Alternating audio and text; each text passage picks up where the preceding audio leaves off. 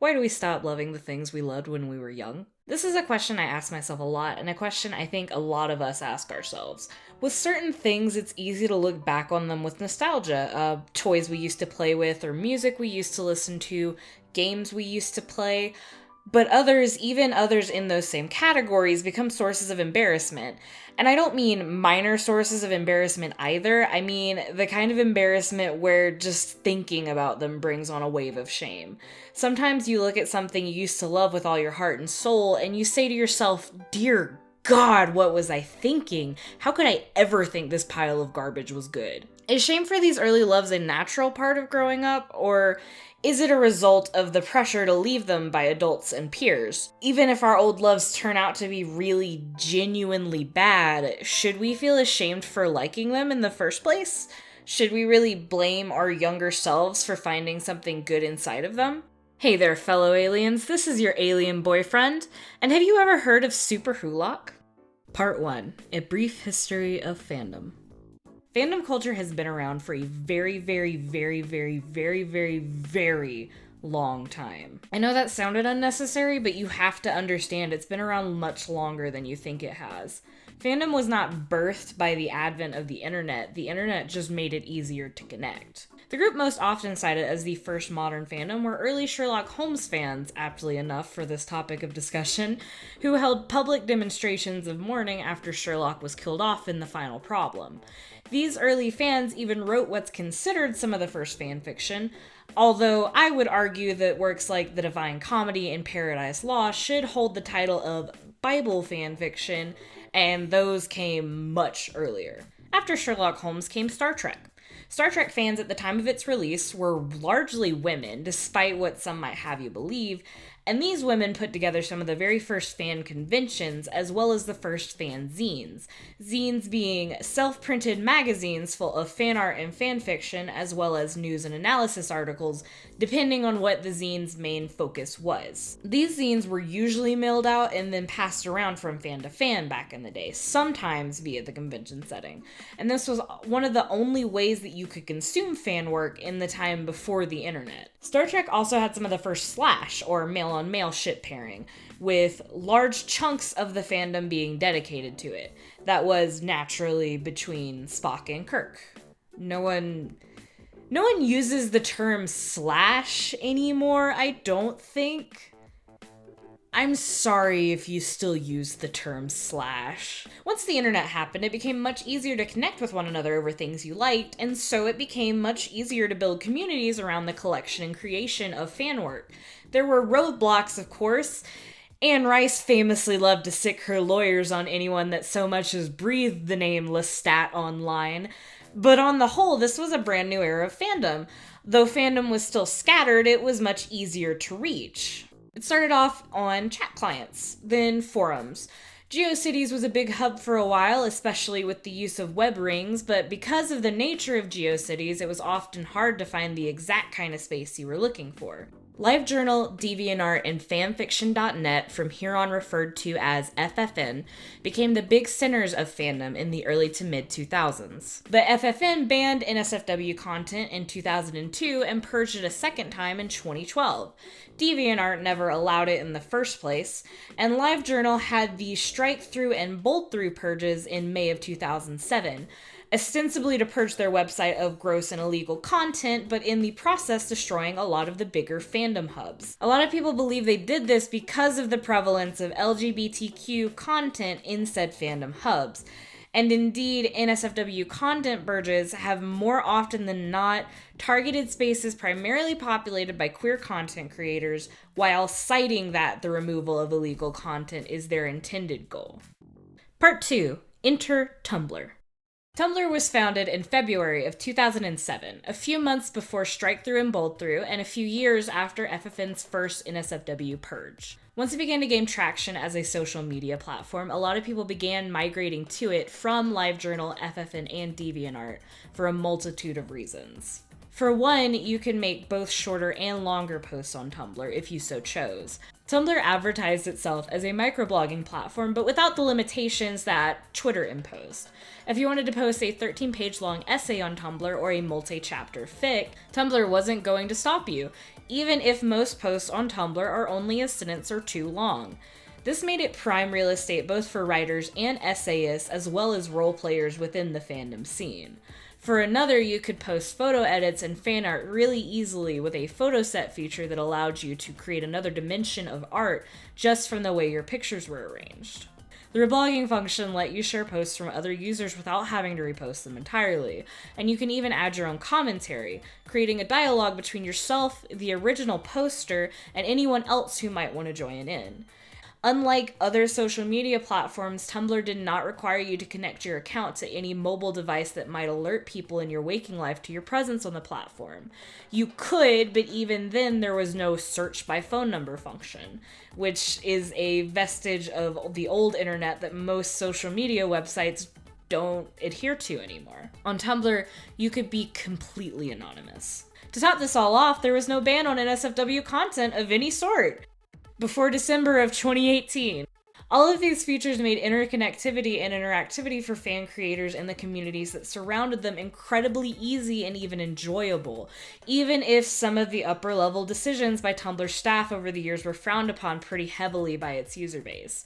People did not go to Tumblr for the way the website was run. People went to Tumblr for the other people that were on Tumblr. Tumblr won over many of the creators that left LiveJournal, FFN, and DeviantArt, and because of this, we entered an era of fandom that was much more unified and, in a sense, much more homogenized than any era that came before it. Part 3. What the hell is a SuperWhoLock? From its inception in 2007 until around 2012 to 2013, Tumblr users were lumped by themselves either ironically or unironically into two categories, and these were fandom Tumblr and hipster Tumblr. While hipster bloggers tended to post aesthetic posts, photography, poetry, and non-fandom art on top of their own personal musings, which is likely the sort of thing Tumblr originally wanted to be known for, fandom bloggers had a heavy focus on fan art, fan fiction, meta, and analysis, as well as non-formal fandom-y posts. Fandom Tumblr liked to joke that they were at war with hipster Tumblr for the platform, but this was mostly hyperbole. Both corners kept to themselves for the most part, until hipster culture fell out of fashion, and then that corner was either dissolved or absorbed. And for a period of 4 years roughly, from 2010 to 2014, fandom Tumblr was dominated by 3 television shows, 2 of them BBC productions, and these were Supernatural, Doctor Who, and BBC Sherlock. If you followed any fandom blog at all, you would run into these shows, unless you managed to isolate yourself in a secluded bubble away from them, which was hard in early Tumblr days.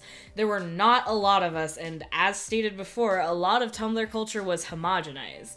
Everyone was telling the same jokes, almost everyone had the same interests, and everyone was watching at least one of the same 3 shows. And that was the thing about it, you did not have to watch all 3 to be considered part of the SuperWhoLock fandom. You just had to watch one and everyone would count you in, and a lot of the time you would count yourself in too. So what exactly was SuperWhoLock? Sure, it was the combination of the Supernatural, Doctor Who, and Sherlock fandoms, but what did that entail? SuperWhoLock was something we would now call a mega fandom, or a fandom made up of 2 or more smaller fandoms. Other mega fandoms on Tumblr, neither of which nearly got as popular, included Rise of the Brave Tangled Dragons, or Rise of the Brave Tangled Frozen Dragons, and I have here in the script put a joke when you record the audio because good lord, but I can't even think of anything clever right now. And the Hetalia and Homestuck fandom's Morail ship. Mega fandoms mostly exist for the creation of crossover content. If a bunch of people are into the exact same stuff, it's only natural for mashups to occur. It's fun. And yeah, a lot of the appeal for SuperWhoLock's demographic at the time of its popularity was seeing the Doctor meeting up with Sam and Dean and, I don't know, kicking Sherlock's ass at a game of checkers.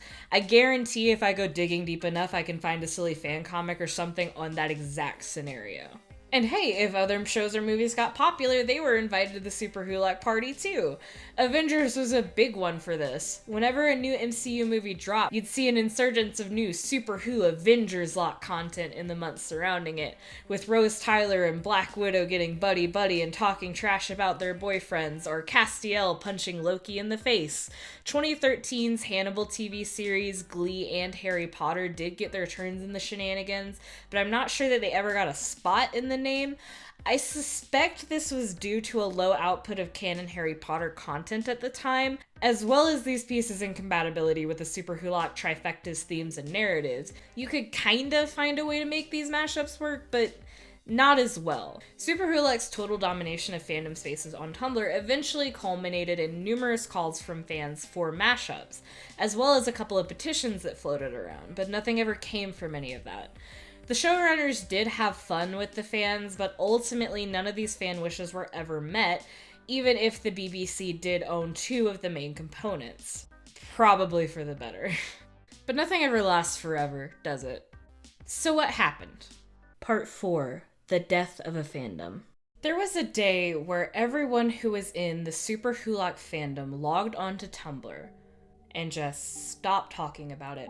Okay, that's a bit of an exaggeration. There's still a handful of people that are in the fandom, but that's essentially what happened. Everyone just logged on and moved on. It felt like almost overnight. People changed their usernames and avatars. They stopped reblogging the GIF sets. They stopped engaging in the meta discussion. They stopped watching all 3 of the shows. It became embarrassing to be seen with a TARDIS pixel on your blog. If you talked about Super Who Avengers Lock, someone would call you an idiot for even liking it.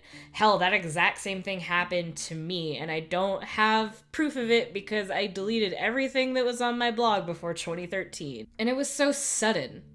It was like the fandom had just died. Not that the fandom just died, either.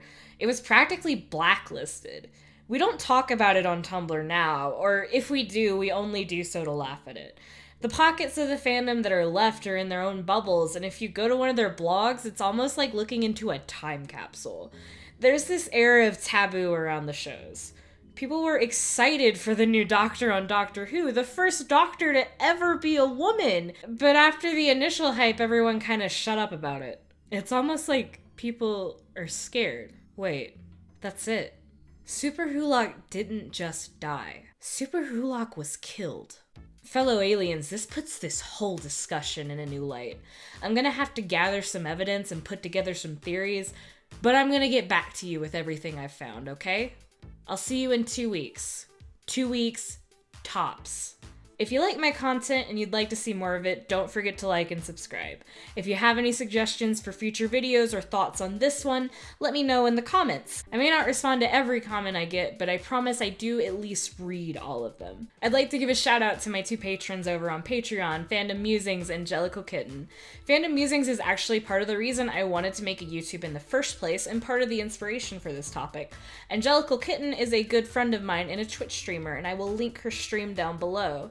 If you want to sponsor me on Patreon, I can be found at patreon.com/alienboyfriend, and that link is also in the description. Currently, since I'm just starting out, I'll be giving shoutouts to whoever does. Currently, because of my mental health, I really can't work full-time jobs, so Patreon helps me feed myself, my housemates, and our pets, and helps keep a roof over our heads. My Twitter is @alienboyfriend with a 3 instead of an E in alien, and my Tumblr is Attention Deficit Starscream, which I'm planning to give the Alethrine boyfriend name eventually, and just haven't yet. I haven't gotten to the content with their contributions yet, but I would like to thank Hello-Copter, Presepe, and I hope I pronounced that right, Caesarslegion, Biathlon Widowmaker, Fine Call Me Jane, One-More-Daisy, Jazzbat, Bloodlily16 aka Bloody Start, and Lucky-Longshot on Tumblr, as well as @LowellWyther